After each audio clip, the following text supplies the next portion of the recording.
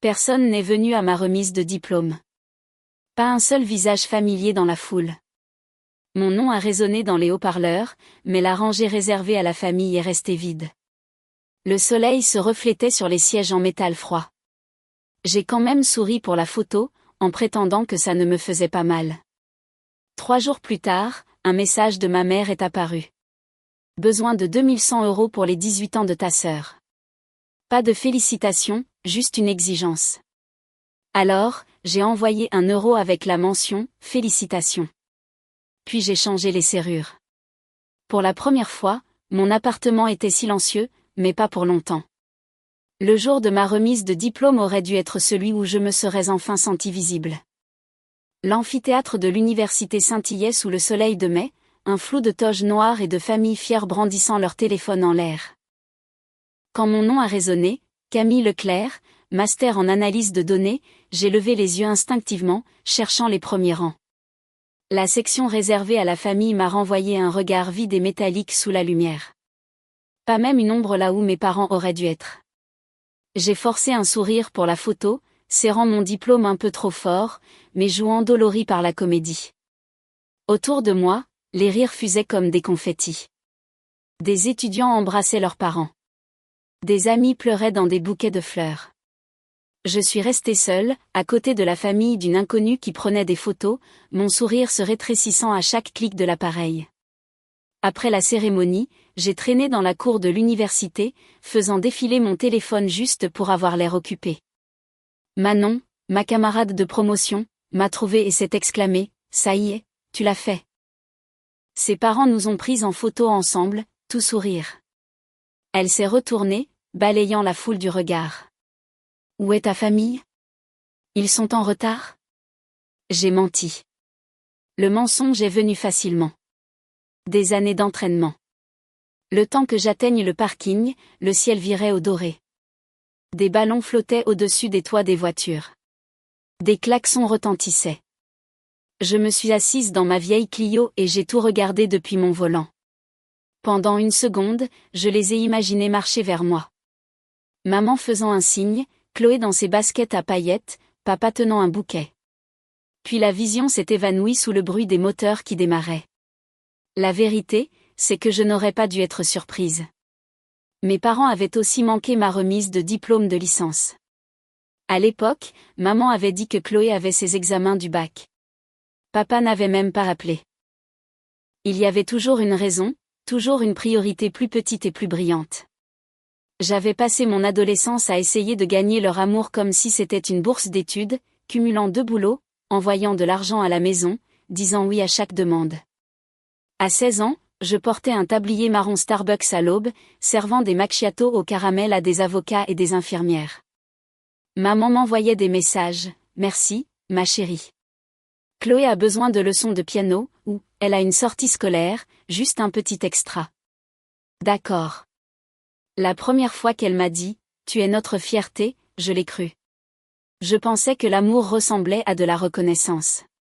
Maintenant, je sais que ça ressemblait à une obligation. Quand j'ai été acceptée en master, je me suis dit que ce diplôme changerait tout. Que si seulement j'accomplissais assez de choses, peut-être qu'elle me verrait, non pas comme le plan de secours, non pas comme le salaire régulier déguisé en fille, mais comme son égale. Je ne savais pas encore que même le succès pouvait être transformé en une autre raison de prendre. 3 jours après la cérémonie, alors que la toge et le mortier étaient encore accrochés près de la porte, ce message est apparu sur mon téléphone. Besoin de 2100 € pour les 18 ans de ta sœur ? Pas de félicitations, aucune curiosité sur comment ça s'était passé, juste des chiffres, une échéance, dans cette même attente silencieuse. J'ai fixé le message pendant un long moment. Et c'est à ce moment-là que quelque chose en moi, quelque chose de petit, de fatigué et longtemps ignoré, s'est enfin rebellé. J'ai fixé ce message si longtemps que le téléphone s'est assombri et s'est verrouillé. 2100 €. Le chiffre exact était là, comme un ordre, pas une requête. J'aurais dû être insensible à ce stade. Pendant des années, l'argent avait été le langage que ma famille utilisait à la place de l'amour. Mais ce jour-là, ça n'a pas glissé sur moi comme d'habitude. C'était peut-être le silence après la cérémonie, l'écho de tous ces applaudissements qui n'étaient pas pour moi. C'était peut-être simplement le fait que j'étais enfin à court de raisons pour continuer à acheter une affection qui n'avait jamais existé. J'ai ouvert mon application bancaire, j'ai vu mes économies, à peine 3000 €, et j'ai senti quelque chose en moi se durcir. J'ai tapé 1 euro, ajouté une note, félicitations, et j'ai cliqué sur envoyer. Pendant une longue minute, je suis restée assise, le mot « envoyer » brillant sur l'écran. Puis j'ai ouvert le tiroir près de la porte d'entrée, j'ai sorti le double des clés que ma mère insistait pour garder, en cas d'urgence, et je l'ai jeté à la poubelle. Ce soir-là, j'ai appelé un serrurier. Il est arrivé 1 heure plus tard, un homme plus âgé avec une voix douce et des outils qui cliquetaient comme des carillons quand il travaillait. La nouvelle serrure s'est enclenchée, solide et définitive. Quand il est parti, je suis restée un instant sur le pas de la porte, respirant la légère odeur d'huile et de métal. C'était la première limite que je posais de toute ma vie. Le lendemain, le soleil a inondé mon petit appartement. J'ai préparé du café, regardé la vapeur s'enrouler, et pour la première fois, je n'ai pas tressailli face au silence. Il était à moi. Personne ne pouvait entrer. Personne ne pouvait rien demander. La paix avait un son. C'était celui-ci. Jusqu'à ce que les coups à la porte commencent. Ferme, rythmé, insistant. Je me suis figée. Ce n'était pas Madame Dubois, ma propriétaire, elle appelait toujours avant. Quand j'ai regardé à travers le judas, 2 uniformes remplissaient le couloir. Police nationale, a dit l'un d'eux, calme et professionnel. Mademoiselle Leclerc ? J'ai ouvert la porte, le cœur battant. Oui. Le policier le plus grand, un homme noir d'une 30aine d'années, a montré son insigne. Nous avons reçu un appel de votre mère. Elle a dit que vous agissiez de manière erratique, que vous changiez les serrures, que vous ne répondiez pas aux appels, et qu'elle craignait que vous ne vous fassiez du mal. J'ai failli rire, non pas parce que c'était drôle, mais parce que c'était si absurde que ça en devenait tragique. C'est bien ce qu'elle a fait, ai-je demandé doucement. Ses yeux se sont adoucis. Nous devons juste confirmer que vous allez bien. Ça vous dérange si on entre ? Je les ai laissés entrer. L'appartement était impeccable, une tasse de café sur la table, l'ordinateur portable ouvert sur mon projet, mon diplôme encadré au mur. J'ai fait un geste autour de moi. Est-ce que j'ai l'air instable ? La bouche du policier a tressailli, presque un sourire. Pas le moins du monde, madame. Il m'a posé quelques questions sur le stress au travail, la famille. J'ai répondu honnêtement. Je viens de finir mon master. Je postule à des offres d'emploi. Aucun problème médical. Juste des limites. Il a hoché la tête. Nous classerons le rapport sans suite, mais si votre mère rappelle, vous pourrez faire référence à cette visite. Ils se sont tournés pour partir et juste avant de sortir, il a ajouté, parfois, quand les gens commencent à se défendre, les autres paniquent. Ça arrive plus souvent qu'on ne le croit. Quand la porte s'est refermée, je me suis appuyée contre elle, tremblante, non pas de peur, mais de fureur. Ma mère n'avait pas seulement franchi une ligne. Elle lui avait déclaré la guerre. Ce soir-là, je me suis assise sur le canapé, le rapport de police encore frais dans ma boîte mail. J'ai rejoué les années de manipulation, la façon dont elle me culpabilisait pour que j'envoie de l'argent. La façon dont elle disait, la famille, c'est fait pour s'entraider, chaque fois que j'hésitais. Il s'était toujours agi de contrôle, pas d'amour. Je ne savais pas encore ce qu'elle avait fait. Seulement que si elle était prête à utiliser la police pour m'humilier, il n'y avait aucune limite à ce qui allait suivre. Le silence dans mon appartement ne semblait plus paisible. C'était comme le calme avant la tempête, et j'en avais assez d'attendre d'être frappée. Le lendemain matin, je me suis réveillée avant le lever du soleil, la ville encore silencieuse sous une douce brume. Mon téléphone était posé face contre table à côté du rapport de police. Je n'avais pas eu de nouvelles de ma mère depuis la nuit où elle les avait envoyées à ma porte. Mais je savais que son silence n'était pas la paix, c'était une stratégie. J'ai fait du café et ouvert mon ordinateur portable, avec l'intention de me perdre dans les candidatures. Au lieu de cela, j'ai ouvert mon application bancaire. Un nœud s'est formé dans mon estomac. 2 nouvelles demandes de crédit clignotaient. L'une d'un organisme de crédit bien connu, l'autre d'une grande banque. Les deux récentes, les deux inconnues. Ma poitrine s'est serrée. Je n'avais demandé aucune nouvelle carte. J'ai cliqué pour voir mon historique de crédit. 2 comptes avaient été ouverts à mon nom. Mon numéro de sécurité sociale, mon adresse, mais pas cette adresse-ci. Celle de la maison de mes parents dans la banlieue lyonnaise. Je me suis figée. Les soldes grimpaient déjà. Des milliers d'euros dépensés. Puis j'ai vu les transactions. Lyon Événements, agence lyonnaise, studio Glamour. Le message de ma mère m'est revenu en pleine face comme une détonation. Besoin de 2100 € pour les 18 ans de ta sœur. Ce n'était pas une demande. C'était un piège. J'ai appelé le numéro sur le relevé, ma voix tremblante mais ferme. Bonjour, je suis Camille Leclerc. Je dois signaler une usurpation d'identité. La femme au bout du fil a vérifié mes informations, a marqué une pause et a dit « Ce compte a été ouvert en personne dans notre agence de Villeurbanne le mois dernier. Co-emprunteur, Martinelle Leclerc. » Pendant un instant, tout s'est arrêté. Le bourdonnement du réfrigérateur, le tic-tac de l'horloge, même ma respiration. Madame, a-t-elle poursuivi avec précaution, nous allons signaler cela pour une enquête de fraude. Vous recevrez des formulaires à remplir dans les 24 heures. Quand l'appel s'est terminé, je suis restée assise à fixer l'écran. Tout était là. La signature de ma mère, son numéro de téléphone, son adresse. Elle ne m'avait pas seulement utilisé pour de l'argent. Elle était devenue moi pour l'obtenir. J'ai ouvert mon enregistreur vocal. J'ai composé son numéro. Elle a décroché après 3 sonneries. Son ton était sec. Alors, tu es vivante. Maman, ai-je dit d'une voix égale, j'ai trouvé 2 cartes de crédit à mon nom, toutes 2 utilisant ton adresse. Tu veux m'expliquer? Elle a ri, un son creux et calculé. Oh, ça. Je t'aidais à te construire un historique de crédit. Tu devrais être reconnaissante en payant pour les 18 ans de Chloé. Arrête de faire ton drame. C'est l'argent de la famille. Ce qui est à toi est à nous. Non, dis-je doucement. Ce qui est à moi, et ce qui est à toi est sous enquête. Le silence au bout du fil fut instantané, lourd, stupéfait. Puis vint le son de sa rapide inspiration. Tu n'oserais pas. Je l'ai déjà fait. J'ai mis fin à l'appel, sauvegardé l'enregistrement et l'ai intitulé « Limite ». 17 mai 2025.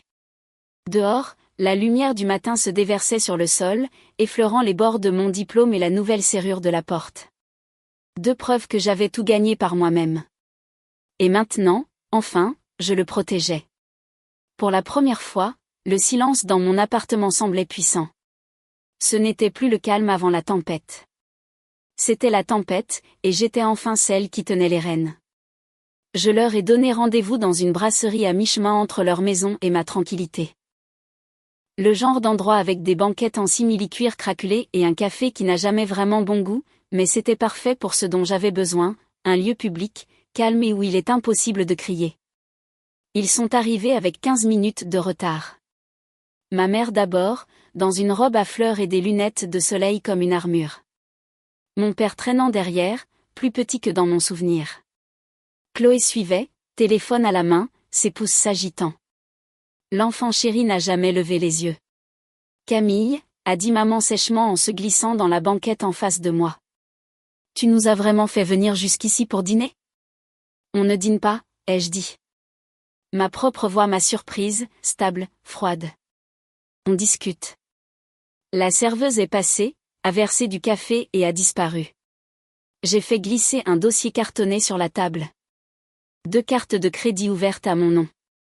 L'une d'une banque, l'autre d'un organisme de crédit. Toutes 2 liées à votre adresse.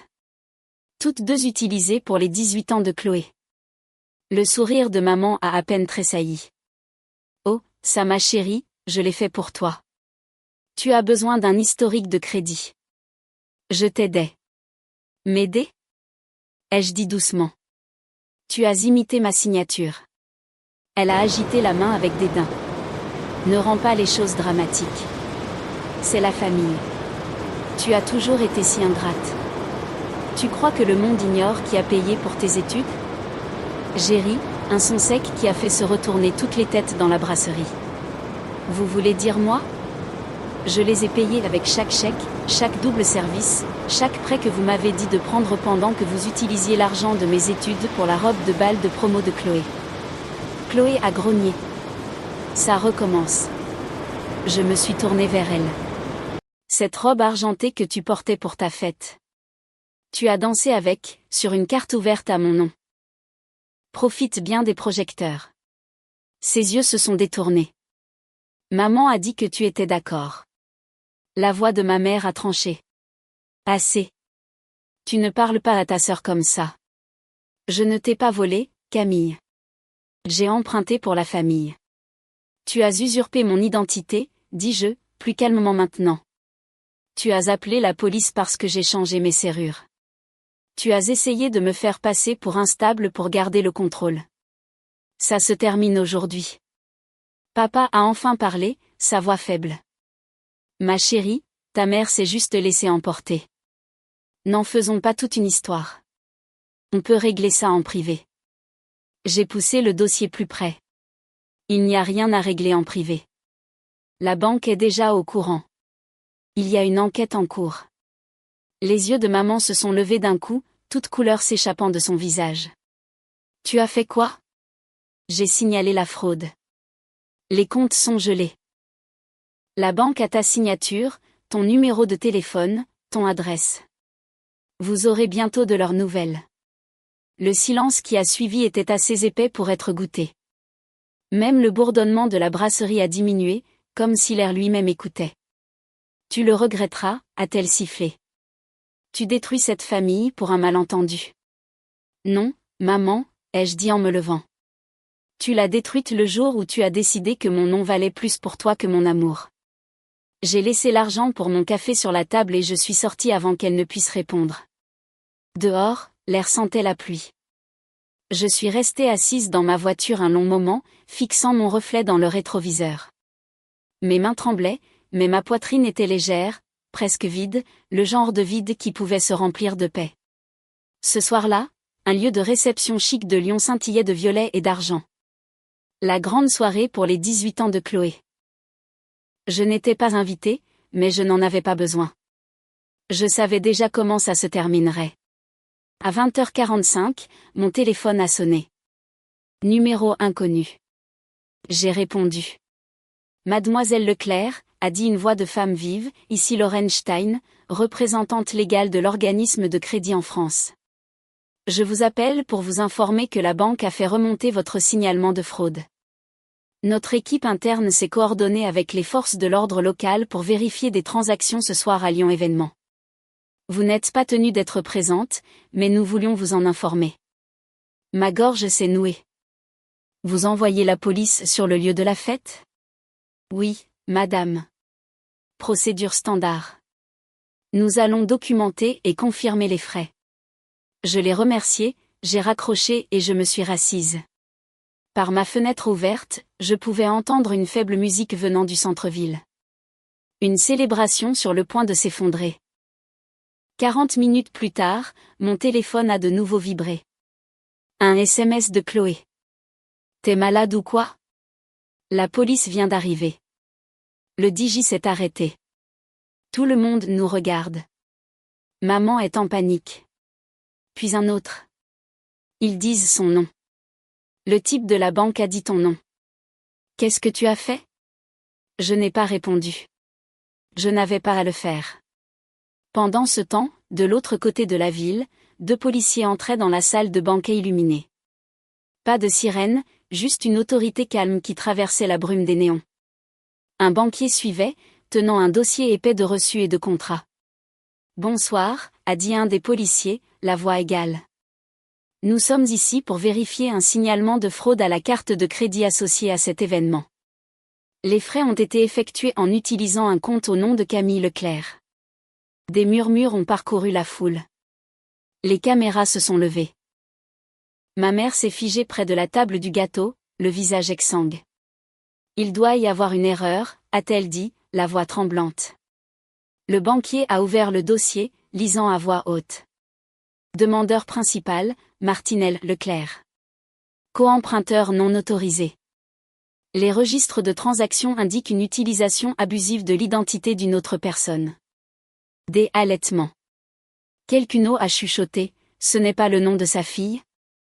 Les lèvres de maman se sont entr'ouvertes, mais aucun son n'est sorti.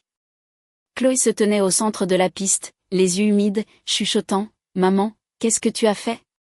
Le ton du policier est resté neutre. « Nous n'arrêtons personne ce soir. C'est juste pour la documentation du dossier de la banque, mais nous devrons prendre des copies des reçus et une vérification d'identité. » Dans le silence qui a suivi, le seul son était le crépitement des flashs d'appareils photo. La moitié des invités immortalisant la scène, l'autre moitié faisant semblant de ne pas voir. En quelques minutes, le DJ a débranché son équipement. La bannière qui disait « Les 18 ans de Chloé, née pour briller » s'affaissait sous le poids de l'air humide. La salle s'est vidée par vagues lentes de chuchotements et de pitié. Le temps que ma mère sorte, la pluie avait commencé à tomber, douce et implacable. De retour dans mon appartement, je me tenais près de la fenêtre et regardais les éclairs pulser au-dessus de la ville. Je n'ai pas souri. Je n'ai pas applaudi. J'ai juste laissé le calme m'envelopper. Le son de la justice, subtil et absolu. Pendant des années, j'ai cru que le silence était le son de la faiblesse. Ce soir-là, j'ai réalisé que c'était celui de la victoire. 3 jours plus tard, la tempête était passée, mais les débris restaient. Un email est arrivé de l'organisme de crédit, enquête pour fraude résolue.